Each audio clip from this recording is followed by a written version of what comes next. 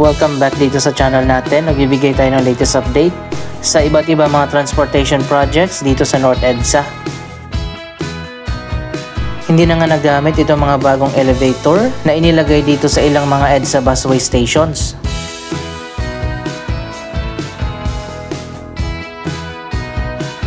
Andito tayo ngayon sa may PhilAm QC EDSA busway.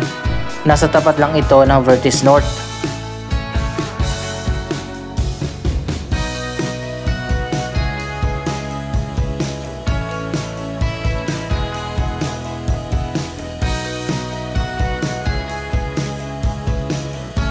Isang station na to na nilagyan ng bagong elevator.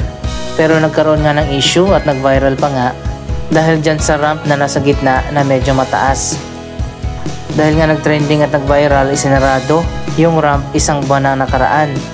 Ito sana yung dadaanan ng mga PWD na gagamit ng elevator.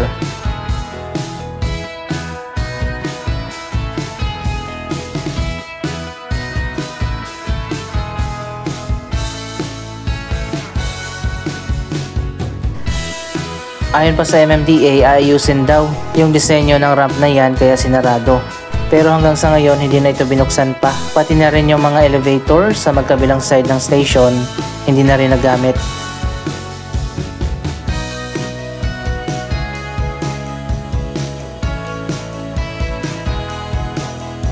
Hindi lang dito sa PhilAm QC station sinarado ang mga elevator, pati na sa Balintawak at sa Bagong Barrio Station sa Caloocan.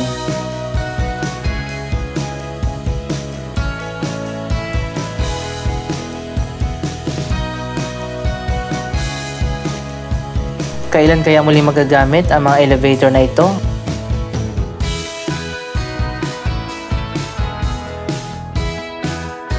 Isa pang project dito sa North EDSA na inaabangan natin na matapos ang UNTV Tower na ilang taon na delayed ang construction.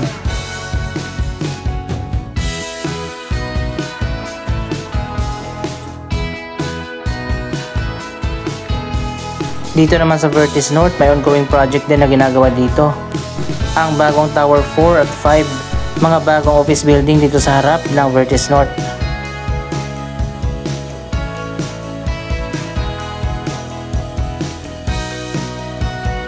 Ongoing na rin pala ang major renovation ng Trinoma.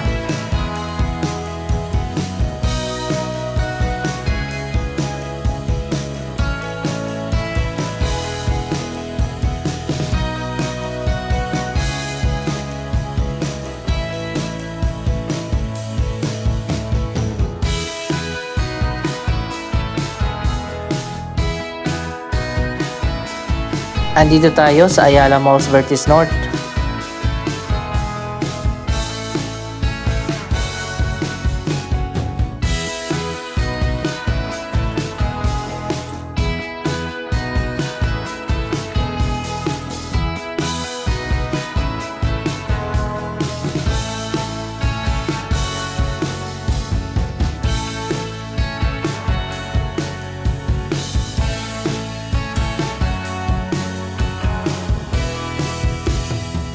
Doon sa harap tinatayo ngayon yung bagong premium office towers.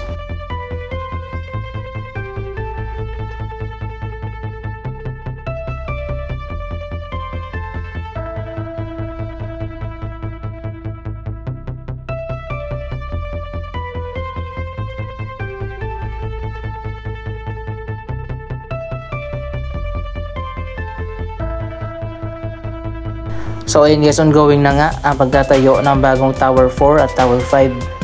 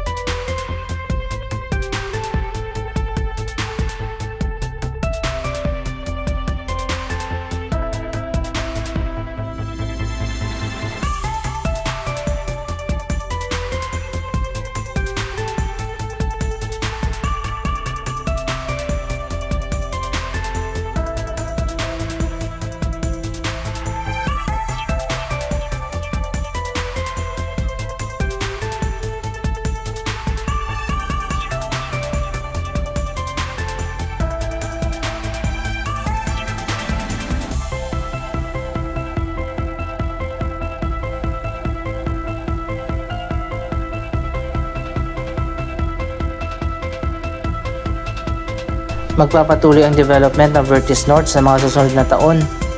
Marami pang iba't ibang mga projects ang itatayo dito.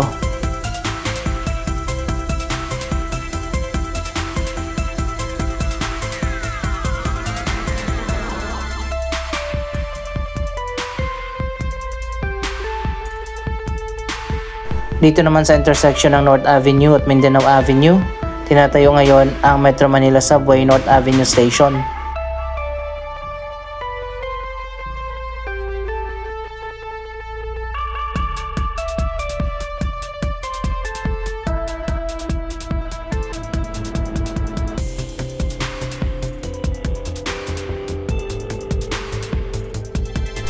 Samantala ongoing na rin at full blast na ang construction sa North Avenue Station ng MRT-7.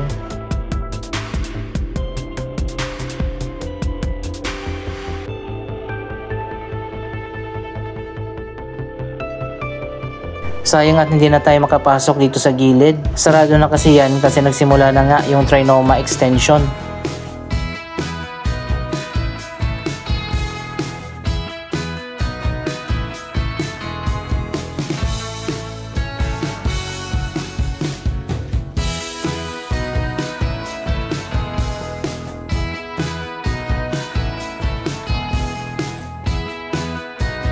So ayun guys, ito na ang latest na progress sa MRT-7 station.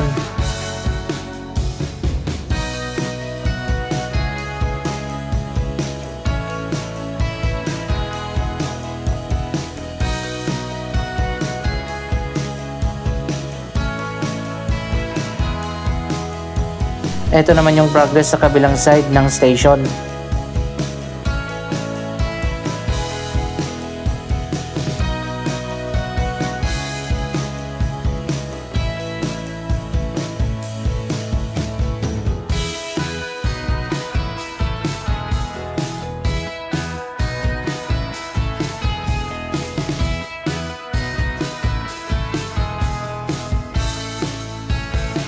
Mas madali na i-connect ang MRT-7 station dito sa SM North Sky Garden dahil halos magkadikit lang ito.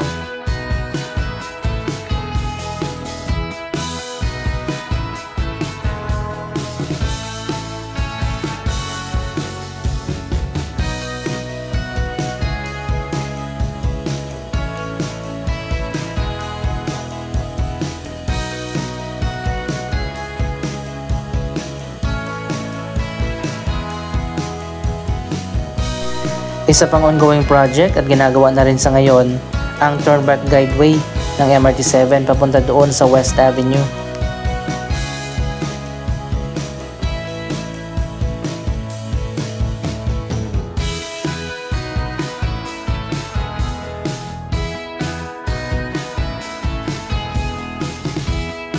Sabay-sabay nga na ginagawa ang iba't ibang transportation projects dito sa North EDSA.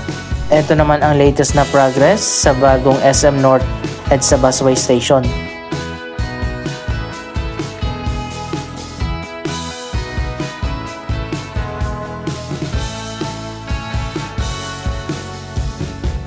Mamaya pupunta tayo dyan para makita natin sa malapit.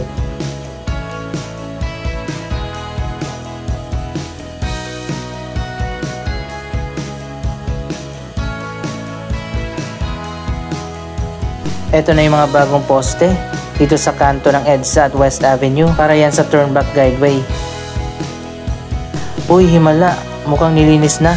Sisimulan na bang itayo yung hagdan na paakyat sa common station?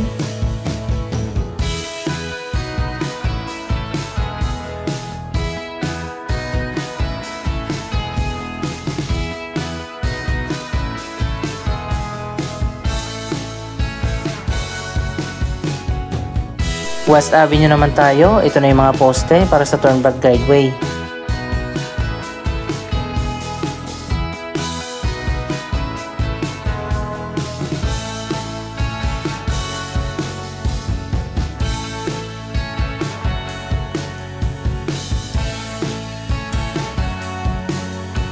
So ayun guys, ito na yung latest progress sa bagong SM North EDSA Busway Station. Connected na siya hanggang dito sa kabila sa Emerson Building.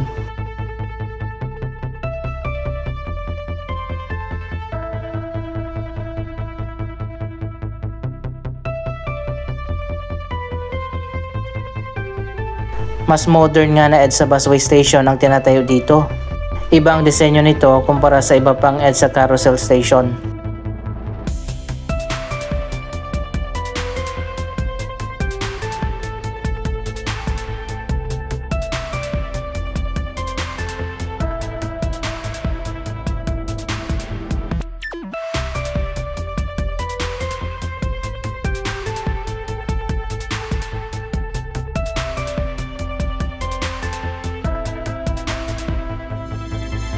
Connected na yan doon sa SM North Sky Garden.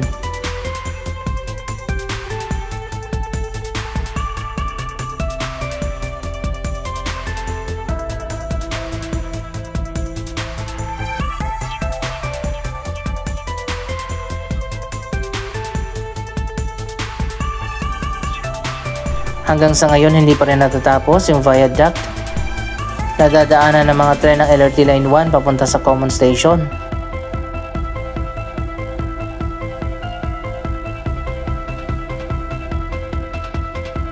Ilang taon na rin na walang progress ang proyektong yan.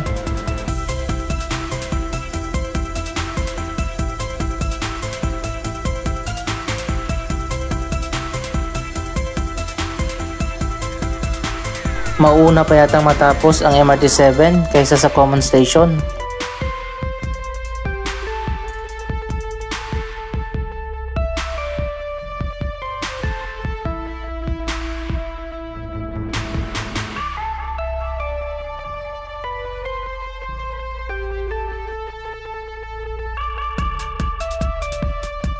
Ito yung dulo at dito nga i-connect yung bagong viaduct na dadaanan ng mga tren.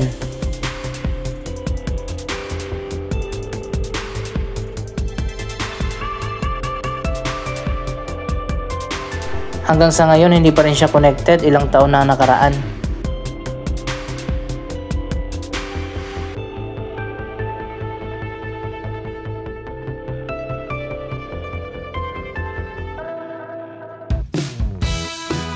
Dapat talaga na matapos na ang Common Station dahil malaking tulong yan sa mga commuters. Kapag operational na yan, pwede ka nang sumakay sa Common Station ng LRT Line 1, MRT 3 at MRT 7. Hindi katulad ngayon na ang layo ng lalakarin mo mula sa North Avenue para makasakay lang ng LRT Line 1.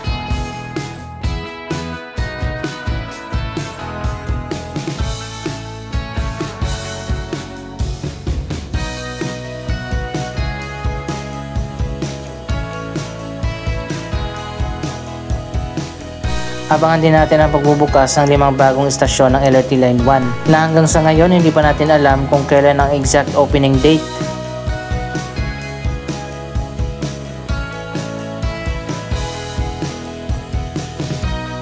Ayon pa sa huling update, mga October daw, pero hindi ko pa alam kung anong petsa sa October.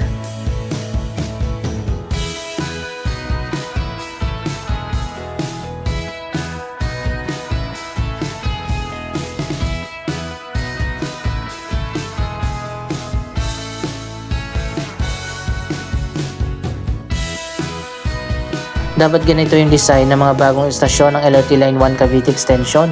Pero mas sinunod nila yung mas lumang design ng mga stasyon mula Baclaran hanggang sa Monumento.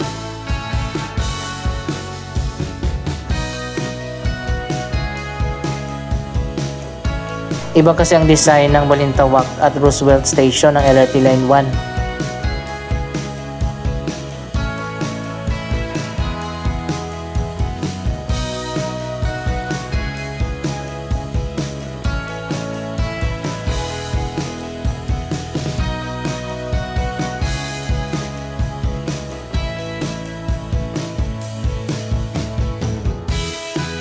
Anyway, excited na ba kayo sa opening ng 5 bagong istasyon? Mula dito sa Quezon City, pwede na tayong sumakay ng LRT hanggang SM Sucat.